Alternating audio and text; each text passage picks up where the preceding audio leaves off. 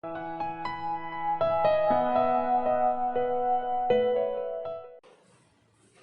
students, at initial level it is important to give you some important information about the terms that we are going to use in this subject, and these are known as basic accounting terms. So in this lecture I am going to tell you about the basic accounting terms. Basic accounting terms, the terms we are going to use in this subject, and the first is business transaction. What is business transactions? All the activities and all the work that is done by owner in the business is known as business transaction, but the condition is that it should be an economic activity. That means whatever the owner is doing, it should be in the terms of money, whether he is receiving money or he is paying money. Next is event. Event is the consequence or the result of transaction. When a transaction takes place, what has happened is the result of transaction, and it is an event. Suppose in a transaction we are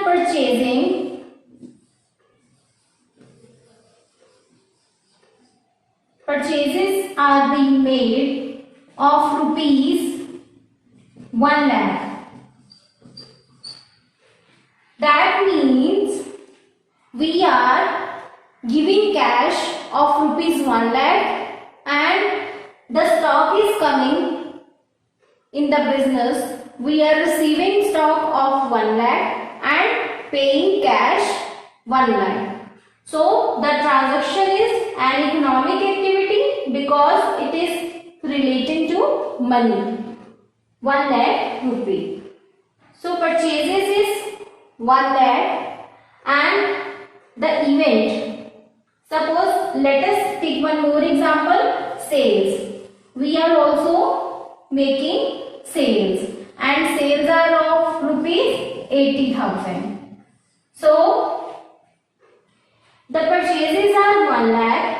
Sales we are doing from this purchases amount is 80,000, and then the event is the result of the transaction. Suppose we have purchases of 1 lakh, sales are of 80,000. From this amount of purchases goods, we are selling of 80,000 rupees goods.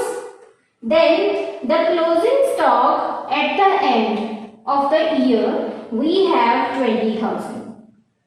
So at starting point we are purchasing this, and during the year we are selling 80,000 rupees. Amount is 80,000, but these are goods, and closing stock is 20,000 at the end. That we have closing stock of the value of rupees 20,000. So this is the result of transaction and the consequence of transaction. So event is consequence and result of transaction. Next is account. What is account? It is written as A/C in short form. So what is account? Account is the collection of like nature transactions. Like nature transaction means one kind of transactions. Transactions can be belong to person or thing. Suppose we are purchasing things at different interval of time. Suppose we are purchasing 1 lakh rupees amount and the goods are of rupees 1 lakh. Then every month we are making purchases of rupees 1 lakh. Then the amount at the end of 5 months, it will be 5 lakh. So the purchases account at the end of 5 months will be 5 lakh rupees, and the account that holds the transactions of purchases. Like transactions means only purchases account will hold the transactions of purchases and a particular person or things. Collection of like nature transactions. The transactions belong to one kind of thing or person. Suppose Ram's account is there. That means it is an account of Ram in which we are recording everything that is related to Ram, who is the customer, or we can say supplier of the business. He is belonging to the business and it is Ram's account, and it will hold all the transactions related to person Ram. An account has two sides. One is left side, we can say debit side, and the other is right side, credit side. So how we will draw an account? It will be just like this. Suppose this is Ram's account from whom we are making purchases, and this is debit side. We write here debit side. On this side I have told you left side will be debit side.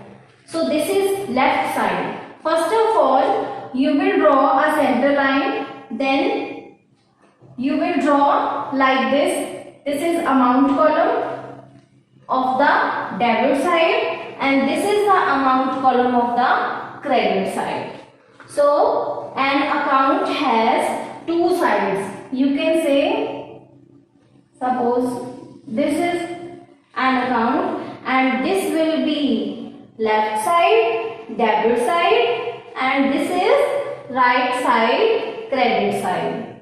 So on left side, that means debit side, we will write here debit as abbreviation form, and we will write it here credit just like this, credit.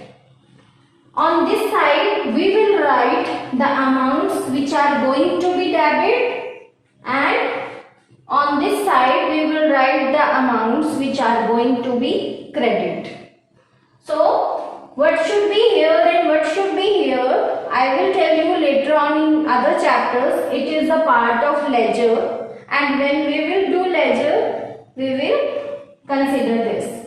So this main motto over here is to tell you about the account, because account word is going to be used in every chapter. So next is capital. What is capital? Whenever we talk about business in 11th standard, when you will do accountancy, that accountancy and the chapters belongs to that subject will be belong to sole proprietor. That means this is the case where owner is single. Suppose I am the person and I think I should start a business.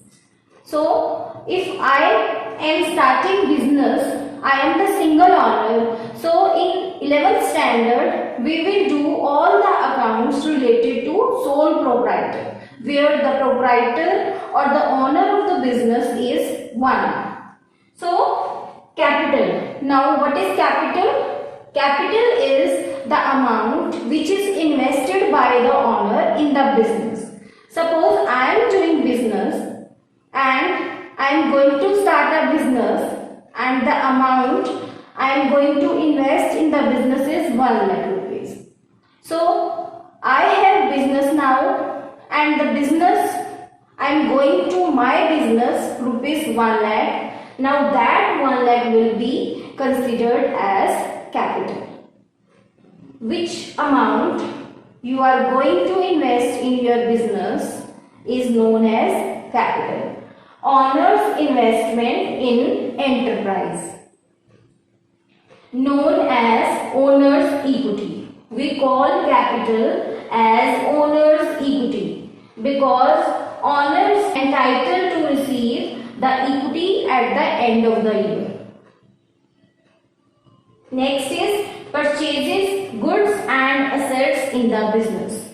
From this amount, that means from capital which have invested by the owner itself, purchases of goods and assets in the business are being used or purchased by the owner with the amount of capital. So what is capital? Capital may be cash, goods and assets.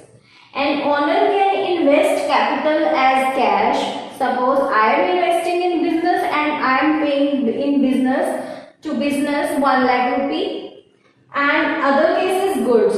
Suppose my business is of furniture, doing selling and purchasing of furniture. I have stock of furniture and I am contributing it as my capital. So goods can be capital, cash can be capital, and assets. Assets means we can invest property also in the business. Suppose a land is required for doing business and the owner is giving land to the business is known as assets. The property that a owner giving to business is capital. Assets are mainly the property of the business. So next is drawings. What are drawings?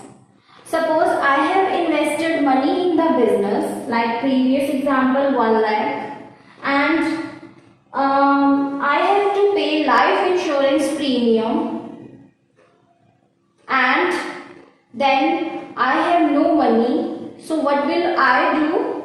I will take amount from my capital, and that amount which I receive or I